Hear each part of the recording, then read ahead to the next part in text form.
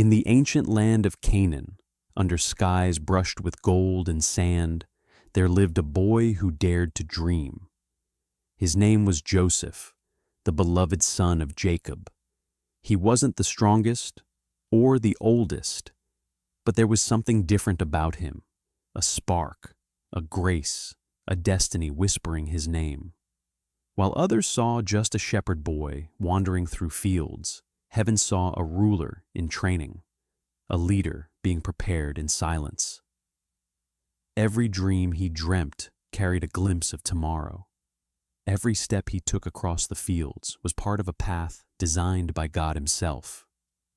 He didn't know it yet, but the same boy the world ignored would one day stand before kings. Because when God gives you a dream, no pit, no prison, and no betrayal can take it away. One quiet night, as the desert winds whispered through the tents, Joseph dreamed.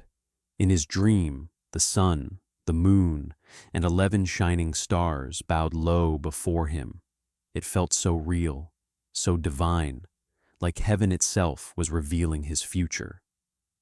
At dawn, with innocent excitement, Joseph shared his dream with his brothers, not knowing that his words would pierce their hearts. As he spoke, their eyes darkened. Jealousy, silent but fierce, began to grow like wildfire. "How can you, the youngest, rule over us?" they murmured among themselves. That dream, meant to inspire hope, instead stirred hatred. And from that moment on, the brothers' hearts turned cold. They didn't see destiny in Joseph. They saw a threat that needed to be silenced. One day, as Joseph came to find his brothers in the fields, their jealousy could no longer be contained.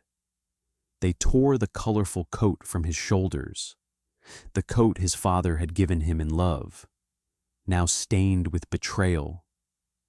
They threw him into a deep, dark pit, a place where dreams seemed to die. His cries echoed through the emptiness, but no one answered.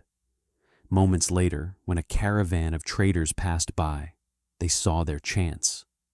For 20 pieces of silver, they sold their own brother, the dreamer, to strangers bound for Egypt.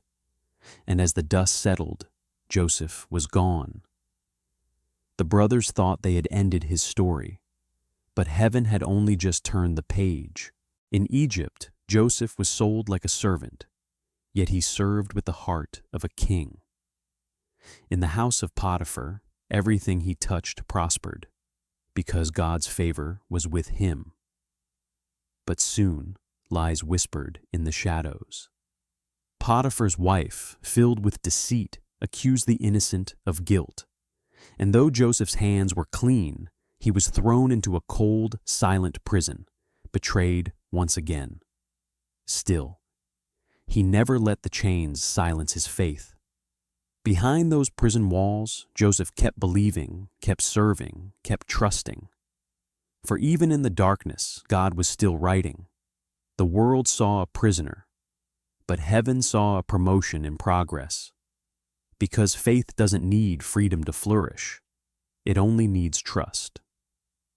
And when your trust is rooted in God, even a prison can become a pathway to purpose.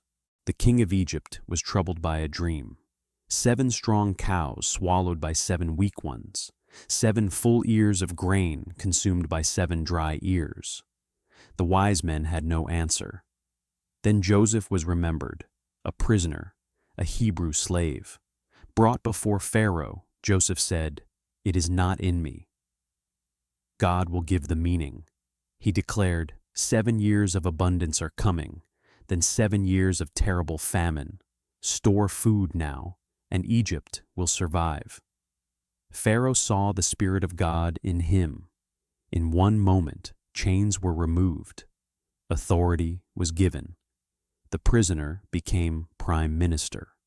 When God lifts a man, no prison can stop destiny.